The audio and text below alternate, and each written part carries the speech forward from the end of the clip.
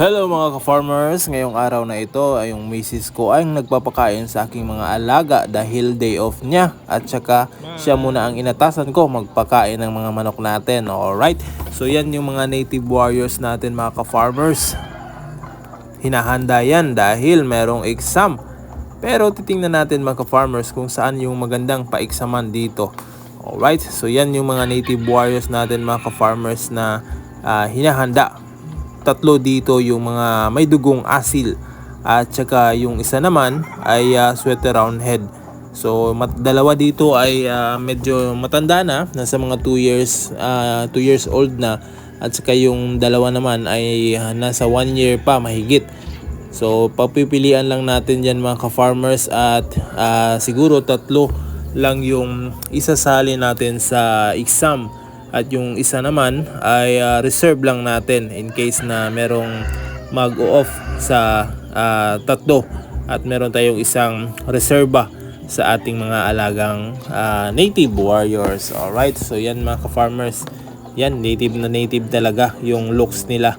So yan ang ating sana na mapala rin tayo mga ka-farmers at makuha natin ang kampyonato sa paparating na exam. Alright, so yan naman yung asawa ko dahil day off naman niya ay tinulungan ako dito at maglilinis ng mga painuman ng manok at saka yung pagpapakain na rin. So matagal-tagal na rin ako hindi nakapag video dito sa mga alaga natin na mga native warriors.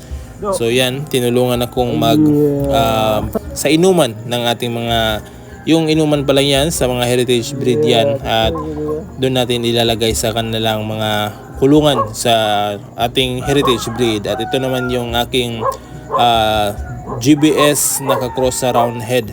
Yan, ginawa natin yung ganador mga ka-farmers dahil magandang lumaro at saka maganda rin yung kanyang station. At ito naman yung mga inahin natin na mga ginagamit ngayon na pagbe-breeding. So merong mga sweater round head dyan, merong mga yung seed ball natin na round head, merong Maclean, at saka yung mostly dyan merong dugong round head mga ka-farmers.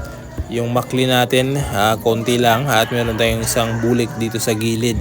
So yan yung pinaparami natin at hopefully makapag-produce tayo ng mas magandang mga alaga natin.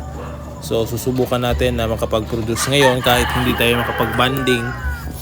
Hindi tayo ma-banded ng mga asosasyon dito, basta meron lang tayong mapuproduce. At yung mga mapuproduce natin ay pang-i-exam din natin soon. At kung meron namang bibili ay why not natin i-benta naman yung iba mga ka-farmers kung merong may magkakursonada doon sa ating mga alaga. So yan yung misis ko, yan yung nagkukolekta ng mga itlog sa ngayon. At alam naman niya yung mga gagawin dito sa mga itlog at yung marking.